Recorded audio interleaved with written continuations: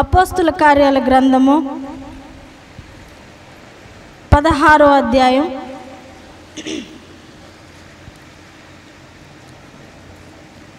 13వ వచనం ఎవరైనా చదవండమ్మా.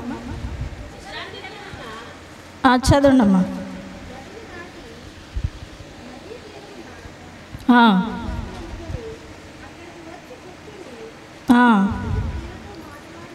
కూడి వచ్చిన స్త్రీలతో మాట్లాడుచుంటిమి. అప్పుడు లూదియాయను దైవ భక్తి గల ఒక స్త్రీ వినుచుండెను. ఆమె ఊదా రంగు పొడిని అమ్ము తుయతైరా పట్టణస్థురాలు. ప్రభువు ఆమె హృదయమును తెరిచెను గనుక పౌలు చెప్పిన మాటల యందు ఆమె లక్ష్యముంచెను. చాలండి. ఇక్కడ ఏ స్త్రీని గురించి మనం చదివాము? లూదియా అనే ఒక స్త్రీని గురించి చదివాము. ఆ 11వ వచనంలో చదివినట్లయితే అసలు ఎక్కడ ఇదంతా చోటు చేసుకుంది అన్న విషయాలను మనము గమనిస్తాము. ఫిలిప్పి అనే పట్టణంలో పౌలు గారు ఉన్నప్పుడు దేవుణ్ణి ఆరాధించవలసిన సమయము వచ్చింది. దేవుణ్ణి ఆరాధించవలసిన సమయం వచ్చినప్పుడు ప్రార్థనా స్థలం ఎక్కడుంటుంది మాకు అని వారు వెతుక్కుంటూ వెళ్ళి ఒక స్థలాన్ని వారు గుర్తించి అక్కడ ఆ ప్రార్థనా స్థలంలో ఉండడము జరిగింది. ఆ సందర్భంలో అనేక మంది స్త్రీలైన వారు వచ్చి వారితో మాట్లాడుతూ ఉన్నారంట. ఎంతమంది వచ్చారు? చాలామంది స్త్రీలు వచ్చి వారితో మాట్లాడుతున్నట్లుగా మనము పరిశుద్ధ గ్రంథంలో చూస్తూ ఉన్నాం. అవునా? ఓన్లీ లూదియా మాత్రమే కాదు, చాలామంది ఉన్నారు అక్కడ. కానీ లూదియా వారు చెప్పే మాటలు ఏం చేస్తూ ఉందంట? ఏం చేస్తూ ఉంది ఆమె? అయ్యయ్యో, చదివారు కదండి, చదవండి ఒకసారి. ఆ మాటల యందు ఫస్ట్ ఆమె ఆ మాటలు ఏం చేస్తుందంట? వింటుంది. ఆమె మాటలు, పౌలు చెప్పే మాటలు చాలా శ్రద్ధతో వింటా ఉంది. ఫిలిప్పి పట్టణంలో ఆమె తుయతైరా పట్టణస్థురాలు. కానీ ఈ సందర్భంలో ఆమె ఎక్కడుంది? ఫిలిప్పి పట్టణంలో ఉంది. ఎందుకంటే ఆమె చేసే బిజినెస్, ఆమె ఒక వ్యాపారం చేస్తూ ఉంది. ఆ వ్యాపార సంబంధమైన కార్యక్రమాల కొరకు ఫిలిప్పి పట్టణానికి తరచుగా వెళుతూ ఉండేదంట. నేను ఇదివరకే మీకు ఫిలిప్పి పట్టణస్థుల గురించి చెప్పాను. మరి మీకు ఎంతవరకు గుర్తుందో నాకైతే తెలియదు, కానీ మరొకసారి జ్ఞాపకం చేయడానికి ఇష్టపడతా ఉంటాను. ఫిలిప్పి పట్టణంలో ఆమె ఎందుకుందంటే ఆమె బిజినెస్ ఏంటది? ఊదా రంగు పొడిని అమ్మేది. పర్పుల్ పౌడర్ అంటారు ఇంగ్లీష్లో. పర్పుల్ కలర్ అందరికీ తెలుసు కదండి. ఊదా రంగు అంటే అంత తొందరగా మనకు అర్థం కాదు, కానీ పర్పుల్ కలర్ మనందరికీ బాగా సుపరిచితమే. ఆ రోజుల్లో ఆ ఊదా రంగు పొడిని అమ్మేదంట. ఆ ఊదా రంగుకు సంబంధించిన వస్త్రాలను కూడా అమ్మేదని చరిత్ర చెప్తా ఉంది. కానీ బైబిల్ గ్రంథంలో అయితే మనం ఆ పొడిని మాత్రమే చూస్తాం.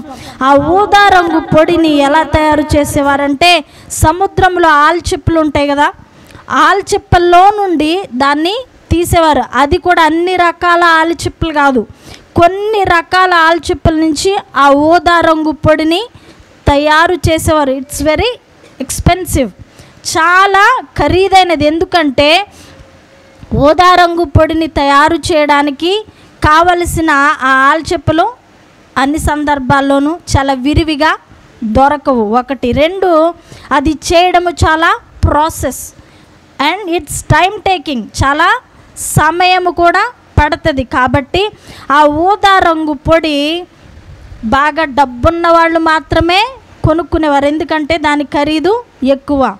అందుకని ఊదా రంగు బట్టలు వేసుకునేవారు ఎవరైతే ఉన్నారో వారిని చూసినప్పుడు సొసైటీలో ఒకలాంటి గుర్తింపు ఏంటంటే, అయ్యో వీళ్ళు ధనవంతులు, ఈ ఊదా రంగు బట్టలు, పర్పుల్ కలర్ బట్టలు వేసుకున్నారంటే వీళ్ళ దగ్గర డబ్బులు ఎక్కువ ఉన్నాయి. ఆ ఊదా రంగు పొడి కొనుక్కొని వారి బట్టలకు వాటిని డై చేయించుకుంటారు కదా. ఇప్పుడు అందరూ ఏంటి, ఎవరికి ఏ కలర్ ఇష్టమో ఒక్క చిన్న స్లైట్ చేంజ్తో కలరు వేరైపోతుంది కదా. మ్యాచింగ్లు దొరకడం కూడా కష్టమే, అందుకనే బోలెడన్ని మ్యాచింగ్ షాపులు, కలర్స్ పేరు కూడా రకరకాలు అయిపోయినాయి. ఇప్పుడు కూడా మనకి నచ్చిన కలర్ని ఏదో ప్లెయిన్ మనకి టాపో లేదో శారీయో ఏదో ఒకటి తీసుకొని మనం ఏం చేసుకోవచ్చు, డై చేయించుకోవచ్చు. డై చేసేవారి దగ్గరికి వెళ్ళి కదా, మీ అందరికీ తెలుసు బాగా నాకంటే. అలాగే వాళ్ళు కూడా ఆ ఊదా రంగు పొడి కొనుక్కొని ఏం చేసేవారంట, వారి బట్టలు డై చేయించుకునేవారు, వాటికి వేయించుకునేవారు. లేదా ఆ ఊదా రంగు బట్టలను కొనుక్కునేవారు ఎవరు, సంపన్నులైన వారు. అంటే ఆ రోజుల్లోనే ఆమె చాలా గొప్ప వ్యాపారవేత్త కదా, చాలా మంచి ఉన్నతమైన వ్యాపారాన్ని కలిగి ఉన్న స్త్రీ లూదియా. చిన్న చితక బిజినెస్ కాదు ఆవిడది, చాలా పెద్ద బిజినెస్ అని చెప్పాలి. నిజంగా పెట్టుబడి పెట్టడానికి ఎక్కువ డబ్బులుంటే ఒకలాంటి బిజినెస్ ఎంచుకుంటారు, పెట్టుబడి పెట్టడానికి తక్కువ డబ్బులుంటే ఒకలాంటి బిజినెస్ ఎంచుకుంటారు కదా. అంటే నువ్వు చేసే బిజినెస్ని బట్టి, అంటే నువ్వు చేసే వ్యాపారాన్ని బట్టి కూడా నీ స్థాయి ఎంతవరకు, నీ తాహత ఎంతవరకు ఎదుటి వాళ్ళు చెప్పగలరా లేరా? మీరు మాట్లాడాలి, చెప్పగలరు. అంటే ఊదా రంగు పొడి కొని అమ్మగలిగే అంత రేంజ్ అన్నమాట ఎవరిది, లూదియాది. అంటే ఆమె సంపన్నమైన కుటుంబికురాలే. మరి ఆ ఫిలిప్పి పట్టణంలో ఎందుకుందంటే, ఫిలిప్పి పట్టణస్థులందరూ ధనవంతులు, వాళ్ళకి డబ్బుకేం కొదువు లేదు, వారికి డబ్బుకేమీ లోటు లేదు. వారు ఏది కావాలంటే అది కొనుక్కోగల సామర్థ్యం ఉన్నవారు. ఎందుకనంటే ఆ ఫిలిప్పి పట్టణంలో కొంత అందరూ నివసించేవారు కాదు. సైన్యంలో పనిచేసి, రోమా సైన్యంలో పనిచేసి, వారు పని పూర్తయిపోయిన తరువాత రిటైర్డ్ అయిపోయిన సైనికులు వారి కుటుంబాలు ఎవరైతే ఉన్నారో వారు నివసించడానికి వీలుగా ఫిలిప్పు అనే రాజు ఆ ఫిలిప్పి పట్టణాన్ని కట్టించారు. ఆయన పేరే ఆ ఫిలిప్పి పట్టణానికి పెట్టారు. ఫిలిప్పు కాబట్టి ఫిలిప్పి అనే పేరుని ఆ ఊరికి పెట్టడం జరిగిందంటే, రిటైర్డ్ అయిపోయిన తరువాత కూడా వారికి వచ్చేవి కొన్ని ప్రయోజనాలు ఉంటాయి. పెద్ద పెద్ద జాబులు చేసి రిటైర్డ్ అయిపోయారు అనుకో, వాళ్ళకి ఏమొస్తుందండి, పెన్షన్ వస్తుంది. అందులోనూ సైన్యంలో చేశారనుకోండి, వాళ్ళకి బెనిఫిట్స్ అన్నీ వేరేగా ఉంటాయి. ఈ రోజుల్లో కూడా, ఆ రోజుల్లో కూడా సైన్యంలో పనిచేసి రిటైర్డ్ అయిపోయిన వారందరూ ఆ ఫిలిప్పి పట్టణంలో ఉండేవారంటే వాళ్ళు సమృద్ధిగా దేన్నైనా కొనుక్కోగలరు. అలాంటి పట్టణంలో ఈమె తుయతైరా పట్టణం నుండి ఆ ఫిలిప్పి పట్టణానికి తన వ్యాపారము నిమిత్తమై వెళ్ళేది. మరి ఫిలిప్పి పట్టణంలో కూడా సంఘం ఉంది, విశ్వాస బిడ్డలు ఉన్నారు. మరి ఎక్కడ తెలుసుకుందో నాకు తెలీదు, ఎవరి ద్వారా యేసు ప్రభువుని గురించి లేదా దేవుని గురించి, యెహోవాను గురించి ఆమె విన్నదో నాకైతే తెలియదు. కానీ ఆమె దేవునికి భయపడి బ్రతికే బిడ్డ అని వాక్యములో వ్రాయబడి ఉంది. మీకు ఒక విషయం తెలుసా, ఆమె ఏమి యూదురాలు కాదండి. దేవుణ్ణి నమ్మకపోతే నువ్వు యెహోవా కట్టడను అనుసరించి నడవట్లేదమ్మా అని అడగడానికి ఎవరికి ఆమె మీద రైట్ లేదు. ఆమె యూదురాలు కాదు.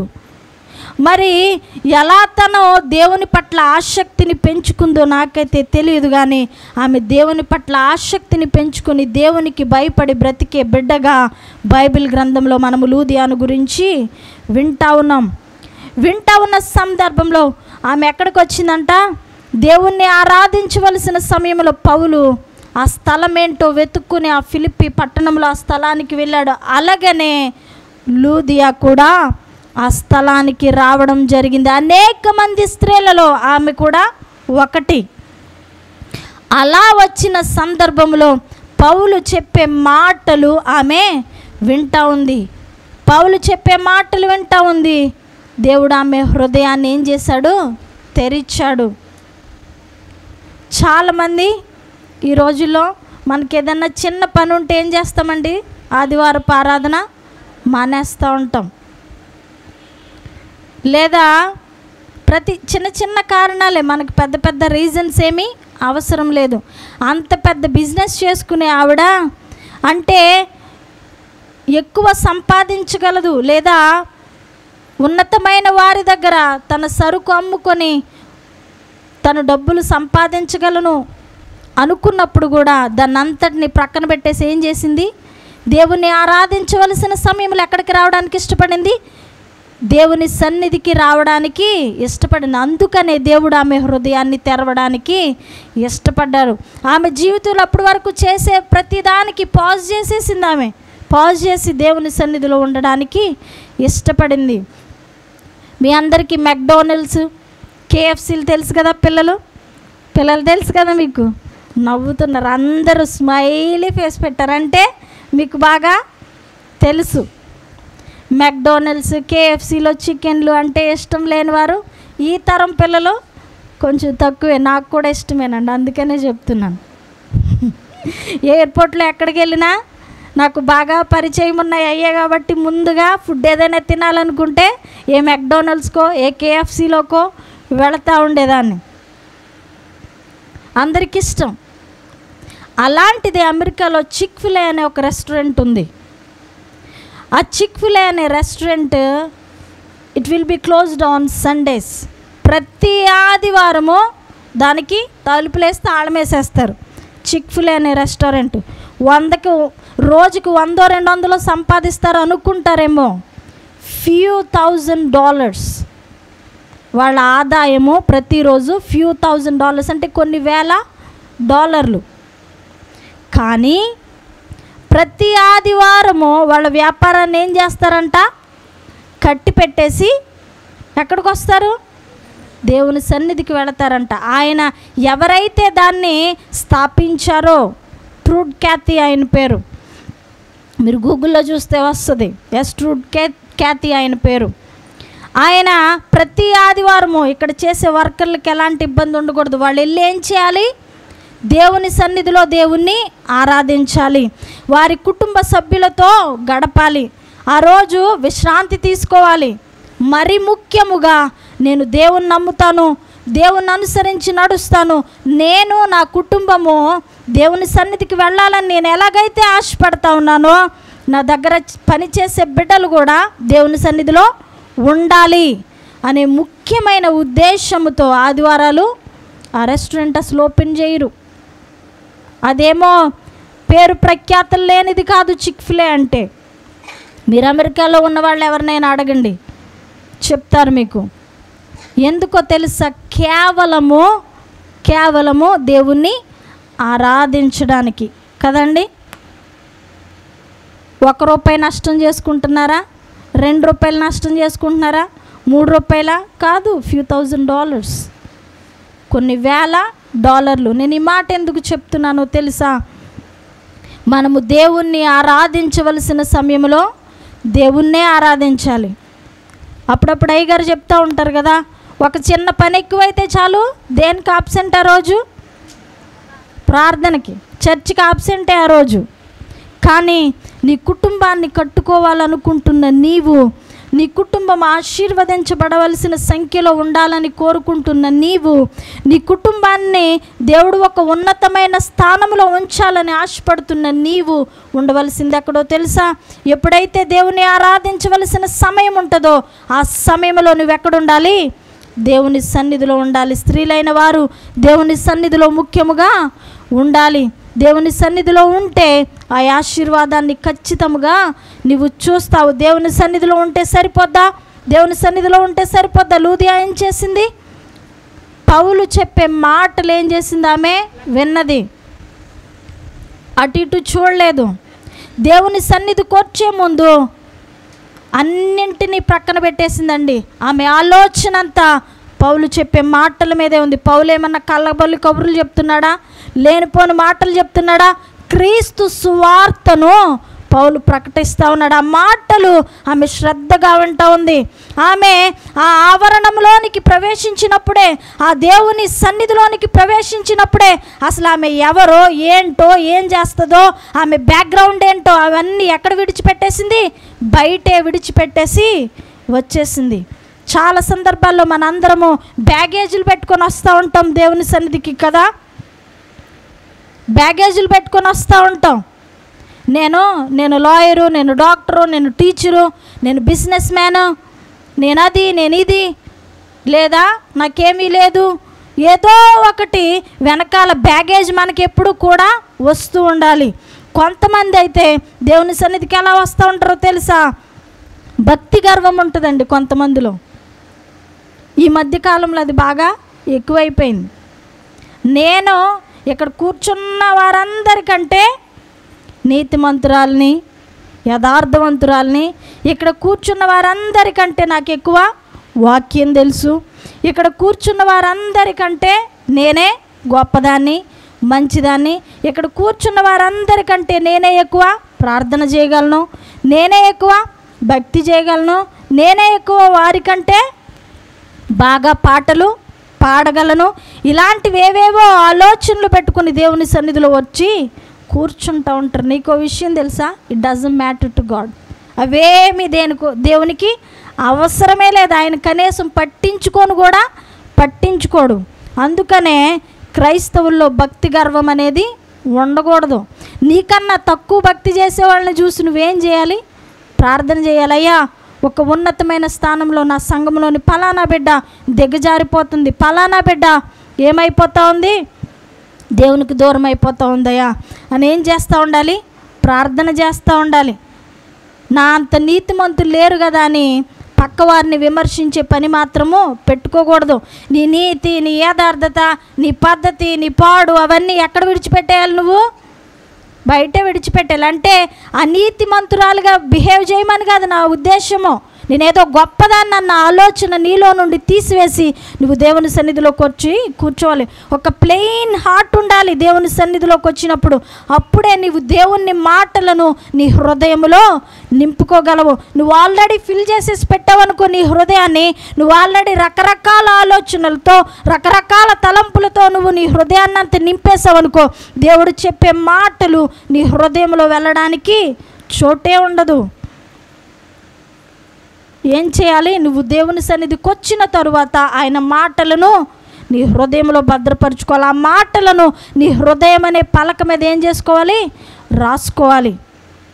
చాలా సందర్భంలో నేను చిన్నప్పటి నుంచి, మీరిప్పటికీ ఎంతకాలం అయితే మీ వయసు, అప్పటి నుంచి దేవునికి ఆయాస్కరమైన పని నా జీవితంలో నేనేమి చేయలేదండి అన్నవాళ్ళు ఎవరైనా ఉన్నారా? లేరు. కానీ ఒకవేళ అలా ఎవరైనా ఇప్పుడు ఉన్నారనుకోండి, మీ గత జీవితాన్ని అంతా మర్చిపోయి, ఒకప్పుడు నువ్వు ఎలా బ్రతికావు, ఒకప్పుడు నువ్వేం చేసావు, ఒకప్పుడు నువ్వు దేవునికి ఇష్టం లేని పని చేసావు కదా, ఇప్పుడు ఒక వ్యక్తి నీకు అలా కనిపిస్తే నువ్వేం చేయాలి? అయ్యా, అలాంటి పరిస్థితిలో ఒకానొకప్పుడు నేనుండి నా జీవితాన్ని నేనేం చేసుకున్నానో పాడు చేసుకున్నానయ్యా, వ్యర్థం చేసుకున్నాను. నువ్వైతే అలాంటి పరిస్థితిలోనికి వెళ్ళొద్దు. నా అనుభూతం చెప్తున్నాను, నేను తెలుసుకొని అనుభవించి చెప్తున్నాను కాబట్టి నువ్వు అలాంటి పరిస్థితిలో ఉండొద్దమ్మా, అది దేవునికి ఇష్టం లేని కార్యము అని చెప్పడానికి ప్రేమతో నువ్వు పూనుకోవాలి. కానీ గర్వంగా నీది ఎలాంటి బ్రతుక, నువ్వు ఎలాంటి వ్యక్తివా, నన్ను చూడు అన్నట్టు మాత్రం ఎప్పుడు ప్రవర్తించకూడదు. మరి నీ జీవితం ఏంటో? ఒకప్పుడు దేవుడు ఆయన ప్రేమించి ఆయన కృప చొప్పున నిన్ను ఈనాడు ఈ స్థానంలో ఉంచాడు. కానీ ఒకప్పుడేంటి నీ బ్రతుకు? ఎప్పుడైనా ఆలోచించావా ఆ విషయాన్ని? దేవుడు నిన్ను నీ ఆత్మీయ స్థితిలో ఒక మెట్టెక్కించాడంటే పైన దేవునికి నువ్వు ఎలా ఉండాలి? విధేయురాలిగా ఉండాలి, విధేయుడుగా ఉండాలి. క్రింద అలా లేని వారికి నువ్వేం చేసే వ్యక్తివై ఉండాలి? సహాయము చేసే వ్యక్తివై ఉండాలి. ఏమీ దాచకుండా నా జీవితం ఇది, కానీ ఆ జీవితం నాకు ఏమి సంతోషాన్ని మిగల్చలేదు కాబట్టి నువ్వు అలా ఉండొద్దు అని చెప్పడానికి ప్రయత్నించు, ప్రేమతో హెచ్చరించు. కానీ గర్వాన్ని మాత్రము చూపించకూడదు. నీ భక్తిని బట్టి లేదా నీకున్న దాన్ని బట్టి ఎప్పుడు దేవుని సన్నిధిలో గర్వంగా అహంకారముగా కూర్చోకూడదు. సుంకరి పరిసేయుడు ప్రార్థన మనందరికీ సుపరిచితమే, బాగా తెలుసు కదండి, అందరికీ బాగా తెలుసు కదా. పరిసేయుడు ఏమంటున్నాడు? నేను ఈ సుంకరిలాగా మాత్రం కాదు, వారంలో 2 సార్లు ఉపవాసం ఉంటాను, నేను 10వ భాగం ఇచ్చేస్తాను. నేను అంటాను ఆయన చేసిన ప్రార్థన అంతా 100% కరెక్టే, నిజమే. పరిసయ్యులు ఆ రోజుల్లో చాలా మంచి పేరు ప్రఖ్యాత, యూదుల్లోనే పరిసయ్యులంటే ఒక ఉన్నతమైన పేరున్నవారు. దేవుడు చెప్పింది చెప్పినట్లుగా తూచా తప్పకుండా పాటించడంలో వారు నిష్ఠాతులు, నెంబర్ 1 ప్లేస్. అందుకనే ఆయన గురించి ఆయన నిజమే చెప్పుకుంటున్నాడు. కానీ పక్కనున్న సుంకర్ని ఏం చేస్తున్నాడో వేలెత్తి చూపిస్తున్నాడు. అది దేవునికి నచ్చలేదు. నిజమే, నువ్వు అంత భక్తి చేస్తున్నావు, కరెక్టే. కానీ మార్పు చెందాలనుకున్న బిడ్డకి, లేదా దేవుని సన్నిధికి పశ్చాత్తాపంతో దేవుని సన్నిధికి వచ్చిన బిడ్డకి నువ్వు మాదిరికరమైన జీవితాన్ని జీవించట్లేదు. అది దేవునికి ఇష్టం లేదు. నువ్వెంత భక్తి అయినా చెయ్యి, కానీ దేవుని ముందు నువ్వెలా ఉండాలి? అణిగి మణిగి లొంగి దేవుని మాటకు విధేయులై ఉండాలి. దేవుని కన్నా పరిశుద్ధులు ఉన్నారా? దేవుని కన్నా నీతిమంతులు ఉన్నారా? లేరు. మరి ఆయన ముందెందుకు నీకు కదా? అందుకనే దేవుని సన్నిధికి ఈ మాటలన్నీ నేను ఎందుకు చెప్పానో తెలుసా? తన ఎవరో మర్చిపోయి దేవుని సన్నిధిలోకి అడుగు పెట్టింది లూదియా. ఒక గొప్ప సంపన్నమైన కుటుంబం నాది, ఒక గొప్ప వ్యాపారం ఉంది నాకు అనేమి ఏమి ఆమె హృదయంలో లేదండి. వచ్చింది దేవుని సన్నిధిలో, దేవుని సముఖంలో కూర్చుంది. దేవుని మాటలు మాత్రమే, పౌలు చెప్తున్న దేవుని మాటలు మాత్రమే వింటా ఉంది. ఆ వింటా ఉన్నప్పుడు దేవుడు ఆమె ఆసక్తిని చూశాడు, ఆమె యథార్థతను చూశాడు. ఆమె తన వెనకాల ఏమీ, తన గర్వం కానీ అహంకారం కానీ లేదా తనకున్న డబ్బు వ్యాపారం కానీ వేటిని ఆ సన్నిధిలోనికి తీసుకొని రాకుండా ఖాళీ కుండగా దేవుని సన్నిధిలో ఖాళీ పాత్రగా అడుగుపెట్టింది దేవాది దేవుడు. ఆమె హృదయాన్ని తెరిచాడు. అందరూ ఒకసారి దేవునికి స్తోత్రం చెప్తారా? హల్లెలూయా, హల్లెలూయా. మరి హృదయం తెరిస్తే దేవాది దేవుడు ఆమెను దర్శించాడు. అంతటితో సరిపోయిందా? విడిచిపెట్టేసిందా? అయిపోయింది అనుకుందా? ఏం చేసింది? ఆమె వెళ్ళి ఆమె ఇంటి వారు ఏం చేశారంట? రక్షణ పొందారంట, బాప్తీసం పొందారంట. ఈనాడు కాలంలో చాలామంది మేము భక్తి చేస్తే సరిపోద్ది కదా, బిడ్డల గురించి పట్టించుకోరు. తల్లులైన వారు ఏం చేయాలి? బిడ్డలకు చిన్నప్పటి నుంచి ఆ మాటలు చెప్పాలి, ఆ మాటలు బోధించాలి. లూదియా ఏం చేసిందండి? ముందుగా దేవుని పట్ల శ్రద్ధ కలిగిన స్త్రీగా, దేవుని మాటలు వినడంలో శ్రద్ధ కలిగిన స్త్రీగా మనము లూదియాని చూస్తూ ఉన్నాం. ఆ తరువాత లూదియా తన కుటుంబాన్ని కట్టుకున్న స్త్రీగా మనము చూస్తూ ఉన్నాం. నేను విన్నాను, దేవుడు నా హృదయాన్ని తెరిచాడు, దేవుడు నన్ను దర్శించాడు, ఇక నాకు చాలు అని అనుకోలేదు. తన ఇంటి వారందరినీ కూడా రక్షణ మార్గంలోనికి నడిపించింది. అది చాలా ప్రాముఖ్యమండి. మరి ముఖ్యంగా స్త్రీలైన వారము మన బిడ్డలతో చాలా ప్రేమగా మాట్లాడుతూ ఉంటాం. వారికి రకరకాలైన విషయాలు బోధిస్తూ ఉంటాం, చెప్తూ ఉంటాం. ఏం చెప్తాం? వాళ్ళతో మాట్లాడుకో, అటు వెళ్ళకో, వాళ్ళ ఇంటికి వెళ్ళకో, ఇటు చూడకో. కరెక్టే. అంటే ఎవరైనా ఒకరు ఇల్లు లేదా ఒక వ్యక్తి ఏదైనా ఒక మార్గము వారి జీవితానికి హాని చేస్తూ ఉందంటే తల్లిగా నువ్వేం చేస్తావు? అక్కడికి వెళ్లకుండా ఆపుతావు. ఒరే నాన్న, అది నీకు మంచిది కాదురా, నువ్వు వారింటికి వెళ్ళొద్దు, వారితో సహవాసం నువ్వు చేయొద్దు, వాళ్ళతో సహవాసం నీ జీవితానికి నష్టాన్ని కలిగిస్తుంది కాబట్టి నువ్వు వారితో సహవాసాన్ని కలిగి ఉండొద్దని తల్లిగా నీవు హెచ్చరిస్తూ ఉంటావు, బోధిస్తూ ఉంటావు. మరి దేవుని మాటలు చెప్తున్నావా నీ బిడ్డలకి? దేవుని మాటలు చెప్పగలుగుతున్నావా? బాబు, బైబిల్ గ్రంథంలో ఎలా వ్రాయబడి ఉంది? దేవుడు ఇది చేయమన్నాడు, దేవుడు ఇలా నడవమన్నాడు, లేదా ఈరోజు దైవ సేవకులు ఈ మాటలు చెప్పారయ్యా, మరి దాని ప్రకారం నువ్వు నడుస్తున్నావా? ప్రార్థన చేయమని చెప్తున్నారు, నువ్వు ప్రార్థన చేస్తున్నావా? బైబిల్ చదవమని చెప్తున్నారు, నువ్వు బైబిల్ చదువుతున్నావా అని మీ బిడ్డలను ఎప్పుడైనా అడిగారా? తల్లులుగా మన బిడ్డలను దేవుని దగ్గరికి నడిపించాల్సిన బాధ్యత మనందరి మీద ఉంది. నమ్మిన వారందరూ ఒకసారి దేవునికి స్తోత్రం చెప్దాం. హల్లెలూయా. ఒక తరము వారు తమ బిడ్డలకు దేవుణ్ణి పరిచయం చేయడము మానేశారంట. అప్పుడు దేవుని ఉగ్రత వారి మీదకి వచ్చిందంట. అంటే దేవుణ్ణి పరిచయం చేయడంలో ఎవరు ఫెయిల్ అయిపోయారు? ఒకసారి చూద్దామా? న్యాయాధిపతుల గ్రంథము 2వ అధ్యాయం 10వ వచనం ఎవరైనా చదవండమ్మా.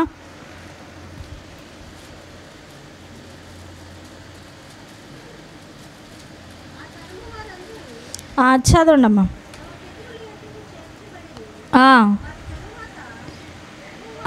వారి తరువాత యెహోవానైనను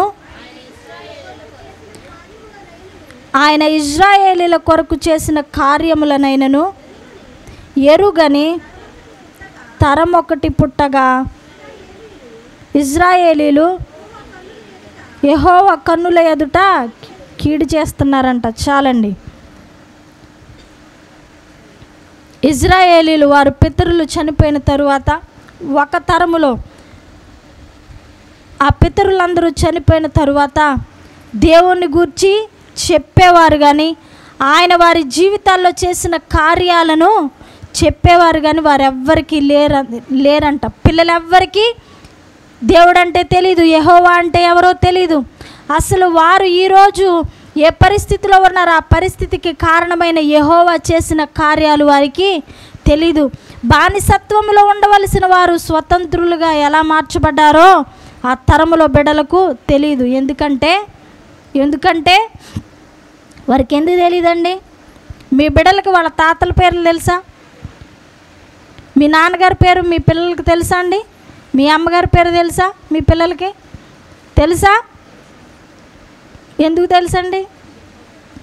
రోజుకు 100 సార్లు ఏమంటాం? మా అమ్మ, మా నాన్న, మా అమ్మ ఇలా చేసింది, మా నాన్నగారు అలా చేశారని మన చిన్ననాటి విషయాలు బిడ్డలకి ఏం చేస్తూ ఉంటాం? అప్పుడప్పుడు చెప్తూ ఉంటాం. నేను ఇలా చేస్తే మా అమ్మ నన్ను కొట్టింది, ఇలా చేస్తే మా అమ్మ నన్ను తిట్టింది, ఏదో ఒకటి. అలాగే వారి పేర్లు కూడా మనము చెప్తూ ఉంటాం, వారి లక్షణాలు కూడా చెప్తూ ఉంటాం. ఏ సందర్భంలో కోప్పడేవారో, ఎలా అడిగితే మీరు కావాల్సింది మీ తల్లిదండ్రులు ఇచ్చేవారో, ఎంత పెద్దవాళ్ళు అయిపోయినా ఎంత ముసలోళ్ళు అయిపోయినా వారి తల్లిదండ్రుల గురించి మాత్రం మాట్లాడకుండా ఉండరు. కానీ ఆ తరం వారు కూడా అయ్యా మన పితరులు అంటే మీ తాతలు ఇలా చేశారు, వారి తాతలు ఇలా చేశారు, కానీ మనకందరికి ఒక దేవుడు ఉన్నాడయ్యా, వారందరినీ ఆ దేవుణ్ణే మనమందరము సేవించాలి అని చెప్పడంలో ఏమయ్యారంట? విఫలమైపోయారంట. ఆ తల్లిదండ్రులు వారి బిడ్డలకు దేవుణ్ణి పరిచయము చేయలేదు. అందుకనే దేవుని ఎదుట వారు ఏం చేస్తున్నారంట? కీడు చేస్తున్నారు వారి బిడ్డలు. ఎందుకంటే ఏది చేయకూడదో తల్లిదండ్రులు వారికి నేర్పలేదు. వారి ఇష్టానికి వారిని వదిలేశారు. మీరు అనొచ్చు, మరి ఎందుకు నేర్పాలండి? వాళ్ళ అమ్మ నాన్నల పేర్లు అయితే చెప్తారు కానీ దేవుడి గురించి కూడా చెప్పాలా అండి అని మీరు అడగొచ్చు. కానీ దేవాది దేవుడు వారికి ఆజ్ఞాపించాడేంటో తెలుసా? నీ కుమారులకు నా గురించి నీవు చెప్పాలి. నేను ఆజ్ఞాపించిన విధులను గురించి, ఆజ్ఞల గురించి మీరు మీ బిడ్డలకు నేర్పించాలి. వారి నోటితో వాటిని చెప్పేవిగా మీరు చేయాలి. ఒకసారి చూద్దాం. ద్వితీయోపదేశ కాండము 6వ అధ్యాయం 1వ వచనం చదవండి.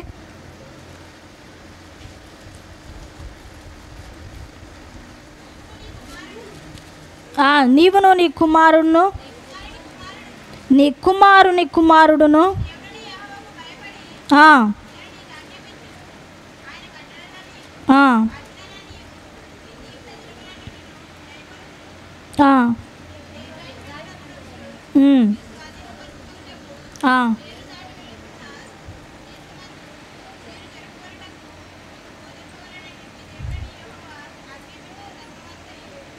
అమ్మారో వచనం చదవండి ఒకసారి. నేడు నేను నీకు ఆజ్ఞాపించు ఈ మాటలు నీ హృదయంలో ఉండవలెను. నీవు నీ కుమారులకు వాటిని అభ్యసింపచేయాలంట. అంటే దేవుడు వారు ఏం చేయాలో ఏం చేయకూడదో అన్న విషయాలన్నింటినీ వారికి చెప్తున్న సందర్భంలో నేను ఆజ్ఞాపించిన వాటన్నింటినీ ఏం చేయాలి? నీవు చేయడమే కాకుండా నీ బిడ్డలు కూడా చేసేలాగా నీవు వారికి ట్రైనింగ్ ఇవ్వాలి. You have to train them. నీవు వారికి చెప్పాలి, అభ్యసింప చేయాలి వారికి. అలాగే వాటిని గురించి వాళ్ళు మాట్లాడాలి అని దేవాది దేవుడు వారికి ఏం చేశాడు? ఆజ్ఞాపించాడు. అంటే ఖచ్చితంగా వారు చేయాలి. మరి దేవాది దేవుడు ఆజ్ఞాపించాడు కదా, నీ కుమారుకి నువ్వు చెప్పాలి, వారికి వారి కుమారులు చెప్తారు. అలాగా తరతరాలుగా ప్రతి వారు వారి బిడ్డలకు నేర్పాలి, చెప్పాలి అని చెప్పారు కదా. మరి ఆ బిడ్డలకు అసలు యెహోవా అంటే ఎందుకు తెలీదు? న్యాయాధిపతుల గ్రంథంలో ఉన్న ఆ ఇజ్రాయేలీల్లో ఆ తరం వారికి యెహోవా అంటే ఎందుకు తెలీదు? ఎందుకు తెలియదండి అంటే వారి తల్లిదండ్రులు వారికి చెప్పలేదు. దేవుడు ఏదైతే అభ్యసింపజేయమన్నాడో, ఏ కార్యాలనైతే వారు మాట్లాడాలని చెప్పారో, వేటినైతే దేవాది దేవుడు వారి గవనెల మీద, వారి గుమ్మాల మీద రాసుకోవాలన్నప్పుడు అన్నాడో, త్రోవలో వెళ్ళినప్పుడు వాటి గురించి, దేవుడు విధించిన న్యాయ విధుల గురించి, ఆజ్ఞల గురించి మాట్లాడాలన్నారో అవేమి తల్లిదండ్రులైన వారు మాట్లాడలేదు. వారి బిడ్డలకు వాటి గురించి చెప్పలేదు, నేర్పించలేదు. అందుకనే న్యాయాధిపతుల గ్రంథంలో ఒక తరం వారిని చూస్తే వారికి యెహోవా అంటే తెలియదంట, ఆయన చేసిన కార్యాలంటే తెలియదంట. అందుకనే వారు దేవుని ముందు కీడు చేస్తూ ఉన్నారంట.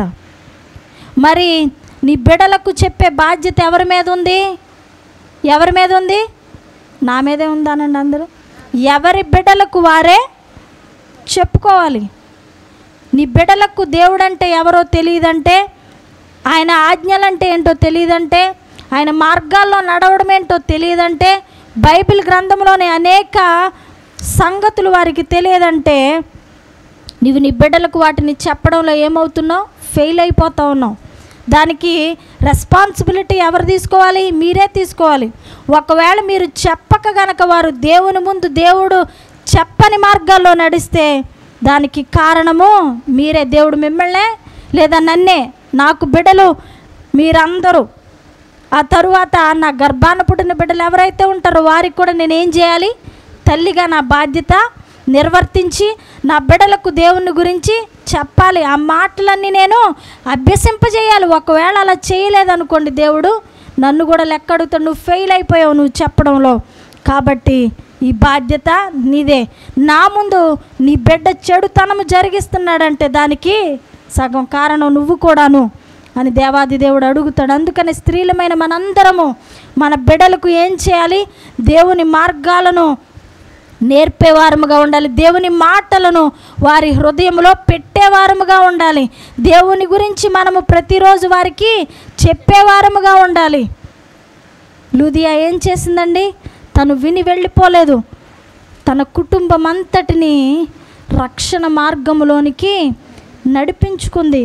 అట్టి స్త్రీగా నీవు ఉండాలని, అట్టి స్త్రీగా నేనుండాలని మన పరలోకపు తండ్రి ఆశపడతా ఉన్నాడు. అందుకనే పరిశుద్ధాత్ముని ద్వారా ఈ మాటలు లేదా లూదియా గురించి మనందరికీ వ్రాయించి ఉంచాడు. బైబిల్లో ఉన్న ప్రతి మాట మన జీవితాలకు ఎంతో అవసరము. లూదియా జీవితము మనందరికీ ఎంతో ఆదర్శవంతము. ఎంత ఉన్నా కూడా తను దేవుణ్ణి ఎప్పుడు విడిచిపెట్టలేదు. ఎంత ఉన్నా కూడా తను దేవుని సన్నిధికి ఎప్పుడు ఖాళీ పాత్రగానే వచ్చి దేవుని మాటలను నింపుకుంది. ఎంత ఉన్నా కూడా తన కుటుంబం ఎలాగైనా బ్రతికేగలదు, దేవుని అవసరము ఆమెకు లేదు. బోళ్ళంతా ఆస్తుంది ఆమెకు, కానీ దేవుని అవసరము తన బిడ్డలకు ఉందని ఆమె తెలుసుకుంది. ఈ భూమి మీద ఎంత సంపాదించుకున్నా, ఈ భూమి మీద ఏమి సంపాదించుకున్నా కూడా తన బిడ్డలు ఎవరిని కలిగి ఉండాలని ఆశపడింది? దేవుణ్ణి కలిగి ఉండాలని ఆశపడింది. నమ్మిన వారందరూ ఒకసారి దేవునికి స్తోత్రం చెప్దామా? హల్లెలూయా. అందుకని స్త్రీలైన వారందరూ ముందు మీరేం చేయాలి? శ్రద్ధగా దేవుని మాటలను వినేవారిగా ఉండాలి. మీ హృదయాలను దేవుని మాటల కొరకు సిద్ధము చేసేవారిగా ఉండాలి. ఆ తరువాత మీ కుటుంబాన్ని అంతటిని దేవుని సన్నిధికి నడిపించేవారిగా మీరు ఉండాలి. ప్రార్థన చేయండి. ఒకవేళ మీరు చెప్తున్న వారు వినట్లేదా? ఏం చేయాలి? మీరు ప్రార్థన చేయాలి. ప్రార్థన చేసి మళ్ళీ మళ్ళీ వారికి దేవుని కొరకు చెప్పేవారముగా ఉండాలి. చాలా సందర్భాల్లో నీకు ₹1 ఇస్తాను, కొట్టు దగ్గరికి వెళ్ళిరా, ₹2 ఇస్తాను, కొట్టు దగ్గరికి వెళ్ళిరా, ఇలాంటి పనులు చెప్తాం కదా. అవసరమైతే ఒరే బాబు నీకు కావాల్సింది నేను కొంటాను, కానీ ఒక అరగంట నేను దేవుడి మాటలు చెప్తాను, నువ్వు వింటావా అని వారితో డీల్ కుదుర్చుకోవాలన్నమాట. దేవుని మాటలు వారి నోట వచ్చేదిగా మనం ఏం చేయాలి? వారికి అభ్యాసం చేయాలి. ఆ మాటలు వారికి నేర్పించాలి. చిన్న వయసులో చెప్పిన మాటలు హృదయాల్లో నాటుకుపోతాయండి. బిడ్డలందరినీ అలా పెంచాలంటే ముందుగా నువ్వేం చేయాలి? అలా చెప్పడానికి నిన్ను నీవు సిద్ధము చేసుకోవాలి. ఆ తరువాత నీ బిడ్డలకు వాటిని అభ్యసింపచేయాలి. లూదియా తన కుటుంబాన్ని దేవునిలో కట్టుకున్నట్లుగా నీవు కూడా దేవునిలో నీ కుటుంబాన్ని కట్టుకోవడానికి ప్రయాసపడాలి. దేవుని సన్నిధిలో గోజాడాలి. దైవజనరాలు చెప్పినట్లుగా దేవుని పాదాలు పట్టుకొని బ్రతిమిలాడే వారముగా మనందరము కూడా ఉండాలి. అదే మన బిడ్డలకు మనము నేర్పాలి. అలా కాకుండా వారు ఎలా బ్రతికితే వారిని అలా బ్రతకనిచ్చేసి, లేదా మనము ఎలాగంటే అలా బ్రతికేసి మన జీవితంలో మన వెనకాల ఏవేవో పెట్టుకొని తిరిగేయడం కాదు. అది దేవునికి ఇష్టమైన జీవితము కానే కాదు. లూదియా తన కుటుంబాన్ని కట్టుకోవడమే కాదండి, ఫస్ట్ సెంచురీలో అంటే మొదటి శతాబ్దంలోని సంఘములో ఒక కీలకమైన పాత్ర ఆమె వహించింది. దైవజనుల్ని ఆమె ఇంట చేర్చుకొని పరిచర్య చేసేదంట. లేదా విశ్వాస బిడ్డలు దేవుని పరిచర్య కొరకు వస్తే ఆమె ఇంట చేర్చుకొని వారికి పరిచర్య చేసేదంట. ఆర్థికముగా సహాయం చేసేదంట. సంఘాలు కట్టబడతా ఉంటే అక్కడికి అనేక మందిని తీసుకుని వెళ్ళి వారిని ప్రోత్సహించి ఆ సంఘము కట్టబడడానికి పాటుపడేదంట. అనేక మందిని దేవుని సన్నిధికి నడిపించడానికి ఆమె పూనుకునేదంట. వ్యాపారం చేస్తా తను ఇంటింటికి వెళ్ళి ఆ ఊదా రంగు పొడిని అమ్మేటప్పుడు మరి అనేక మందికి దేవాది దేవుని పరిచయం చేస్తుంటుంది. లేకపోతే ఆమె వెనకాల అనేక మంది స్త్రీలు ఎందుకు వస్తారండి? ఆమె భక్తిని చూశారు, ఆమె విశ్వాసతను చూశారు, ఆమె దేవునిలో ఆమె కుటుంబాన్ని కట్టుకున్న విధానాన్ని చూశారు. ఆమె నలుగురికి ఆ మాటలు చెప్పినప్పుడు ఆ మాటలు వారు వినడానికి ఇష్టపడ్డారు. సంఘము కట్టబడతా ఉందంటే అనేక మందిని తీసుకుని ఆ సంఘము కట్టే పనిలో ఆమె వంతు సహాయం ఆమె చేసేదంట. అందుకనే చరిత్రలో ఆమెకి మంచి పేరు ఉంది. ఆమె గురించి మొదటి శతాబ్దంలో దేవుణ్ణి నమ్ముకుని యేసుక్రీస్తును అనుసరించిన మహిళల్లో చాలా ప్రాముఖ్యమైన మహిళలుగా చరిత్రలు ఆమె గురించి చెప్తా ఉన్నాయి. ఆమె ఏదో కష్టంలో బాధలో ఏమీ లేకో దేవుని దగ్గరకు రాలేదు. అన్నీ ఉండి వాటన్నింటినీ విసర్జించి దేవుని కొరకు నిలబడింది. అంటే మీరు చేసుకున్న పనిని ఆమె వదిలేయలేదు, మిమ్మల్ని కూడా వదిలేయమని నేను చెప్పట్లేదండి. మీ మొదటి స్థానం ఎవరికి ఇవ్వాలి? దేవాది దేవునికి ఇవ్వాలి. నీ కుటుంబాన్ని ఎవరిలో నువ్వు కట్టుకోవడానికి ఇష్టపడాలి? దేవునిలో కట్టుకోవడానికి ఇష్టపడాలి. నీవు మాత్రమే కాదు, నీ కుటుంబం అంతా దేవునిలో ఉండడానికి నువ్వేం చేయాలి? ప్రయాసపడాలి. దేవుని పాదాలు పట్టుకొని బ్రతిమలాడాలి. దైవజనరాలు చెప్పినట్లుగా ఆమె బిడ్డ కొరకు ఆమె ఎలాగైతే దేవుని పాదాలు పట్టుకొని బ్రతిమలాడిందో నీవు కూడా నీ కుటుంబం కొరకు, నీ బిడ్డల కొరకు దేవుని పాదాలు పట్టుకొని బ్రతిమలాడే స్త్రీగా నీవు ఉండాలి. ఈనాటి కాలంలో ఎలా తయారయ్యారంటండి, పోతే పోనే ఉండలే, వాళ్ళ జీవితం వాళ్ళదే, వాళ్ళు ఎలాగోలాగినా బ్రతకనే ఉండే, వాళ్ళకి ఇష్టమైనది ఏదో చేసుకునే ఉండే, నేనేం చేస్తాను నేనేం చేయగలనని చేతులెత్తేస్తున్నారు తల్లిదండ్రులు.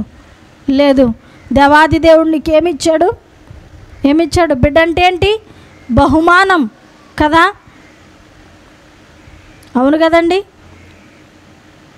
బైబిల్ గ్రంథం సెలవిస్తూ ఉంది, నీ బిడ్డలు నీకు బహుమానాలు కాబట్టి ఆ బహుమానాలను కాపాడవలసిన బాధ్యత నీ మీద ఎంతైనా ఉంది.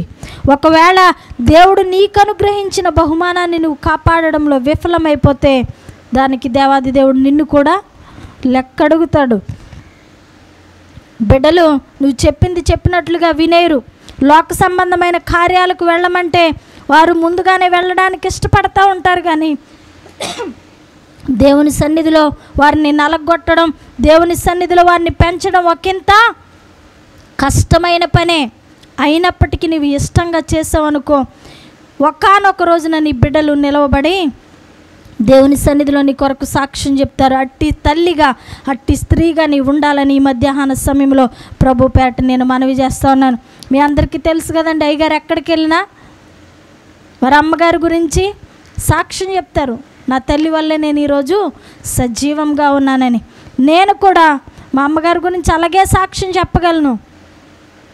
నా తల్లి చాలా ప్రార్థన చేసేది.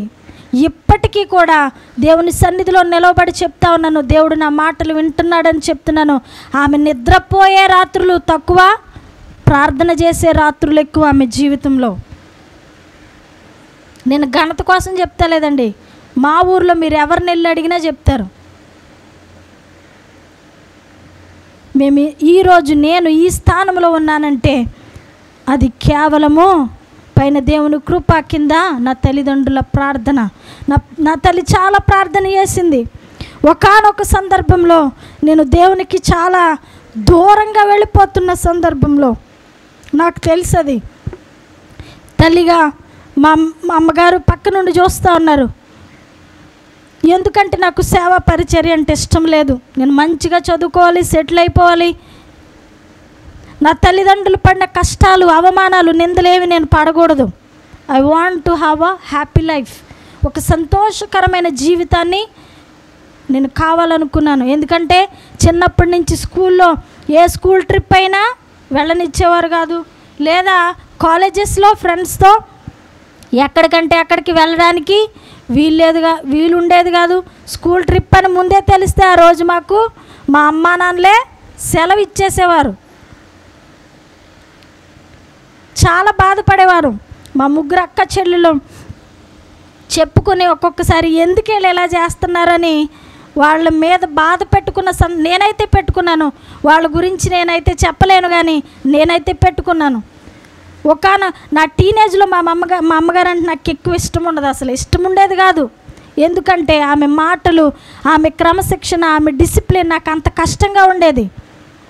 మా అమ్మగారంటే ఇష్టంగా ఎప్పుడు మాట్లాడేదాన్ని కాదు, ఎందుకంటే ఆమె చెప్తుంది కాబట్టి. ఇప్పుడు మీరు అయ్యగారిని అడిగి చూడండి, ఎక్కువ ఆవిడతోనే మాట్లాడతాను నేను. కానీ నా జీవితం దేవునికి దూరం అయిపోతున్నదన్న సందర్భంలో నా తల్లి నా కొరకు సమయము కేటాయించి ప్రార్థించిందండి. ఒకానొక సందర్భంలో మా అమ్మగారు నా మంచం పక్కన మోకాళ్ళుండి, అయ్యా నీకు నీ దాసులు నాకు కూడా తెలియకుండా సేవ కొరకు సమర్పణ చేశారు. ఈ బిడ్డ ఏంటో నువ్వంటే నీ సేవ అంటే ఇష్టం లేకుండా మాట్లాడుతూ ఉంది. తన హృదయాన్ని నీవే మార్చాలి తల్లిగా, ప్రార్థన తప్ప నేనేమీ చేయలేనని మా అమ్మగారు ప్రార్థన చేస్తూ ఉన్నారు. తెల్లవారుజాము 3 గంటలకి. ఒకరోజు విన్నాను, 2 రోజులు విన్నాను, 3 రోజులు విన్నాను. ఆమె ప్రార్థన నన్ను మార్చేస్తుందేమోనన్న భయంతో ఒకరోజు లేచి, అమ్మ నువ్వు అక్కడ కూర్చొని ఏడుస్తా ప్రార్థన చేస్తూ ఉంటే నాకు ఎలా నిద్ర పడుతుంది? నేను టీనేజ్లో ఉన్నప్పుడు, బాగా చిన్నప్పుడు కూడా కాదండి. నన్ను ఎలా పడుకోమంటావు నువ్వు? నన్ను ఇంకా నిద్రపోవా? నన్ను నిద్రపోనివ్వవా నీవు నన్ను? ఎందుకమ్మా నన్ను నేనేదో బాగా చెడ్డదాన్ని అయినట్టు మార్చు అని ప్రార్థన చేస్తావు ఎందుకమ్మని మా అమ్మగారి మీద కోప్పడ్డానండి. మా అమ్మగారు ఏమనలేదు, నన్ను ఒక్క మాట కూడా మాట్లాడలేదు. సరేనమ్మా అన్నారు. నాకు చెంప మీద చెళ్ళు అని కొట్టినట్టు అనిపించింది. అన్ని మాటలనేస్తే టాప్ అని పడిపోతాయి కదా, పడాలి కూడా. కానీ మా అమ్మగారు సరే అన్నారు. ఆ తెల్లారి మా అమ్మగారి ప్రార్థన నాకు పక్క గదిలో నుండి వినపడుతూ ఉందండి. అదే 3 గంటల సమయంలో నా మంచానికి దూరంగా మా అమ్మగారు మోకాళ్ళను ప్రార్థన చేస్తూ ఉన్నారు. అయ్యా నా బిడ్డను ఈ పరిస్థితిలో నీవు ఉంచడానికి ఇష్టం లేదయ్యా. ఆ బిడ్డని తిరిగి నీ దగ్గరికి నువ్వు తీసుకురావాలి, నువ్వు పట్టుకోవాలి. నీ పట్ల, నీ సేవ పట్ల తనకున్న హృదయాన్ని నీవు మార్చాలి. అందుకు నేను ప్రార్థన తప్ప ఏమీ చేయలేను, నా వల్లేమి కాదు అని ఆవిడ ప్రార్థన చేస్తూ ఉందండి.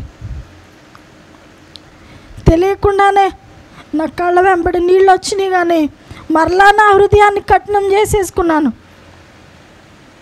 ఉదయం అవ్వగానే మరలా నా హృదయాన్ని కఠినం చేసేసుకున్నాను. కానీ ఆమె నా మనసు మార్చుకొని నేను దేవుని సేవ చేస్తాను, దేవుడు చెప్పిన మాట నేను వింటాను అని నా అంతట నేను చెప్పే వరకు ఆ ప్రార్థన నా కొరకు మానలేదండి. అందరూ ఒకసారి దేవుని స్తోత్రం చెప్తారా? ఆమె ప్రార్థనే ఈరోజు నన్ను ఇక్కడ నిలవబెట్టింది. ఆమె చేసిన ప్రార్థన అలాగే నా తండ్రి కూడా ఎప్పుడూ కూడా వారు ప్రార్థనే చేశారు. ఏ సమస్య అయినా వారికి తెలిసిందల్లా ఒక్కటే, ప్రార్థన. దేవునిలో అంతగా ఎదగలిగిన, అనేక దేశాలు తిరిగి దేవుని మాటలు చెప్పగలిగానన్నా, లేదా వేరే దేశాల్లో వేరే రాష్ట్రాల్లో చదువుకున్నానన్నా, దేవుని సువార్తను ప్రకటించే అంతటి భాగ్యం దొరికిందన్నా కేవలం పైన నా పరలోకపు తండ్రి అమితమైన ప్రేమ, కృప, ఆ తరువాత నా తల్లిదండ్రుల ప్రార్థన, నా తల్లి పట్టు విడవకుండా ప్రార్థించిన ప్రార్థన నన్ను ఈరోజు ఇలాగా నిలవబెట్టింది. ఈనాడు తల్లులైన ప్రతి వారి మీద ఆ బాధ్యత ఉంది. బైబిల్ గ్రంథము నుండి అత్తయ్య గారు ఒక స్త్రీ గురించి చెప్పారు, నేను లూదియాను గురించి చెప్పాను.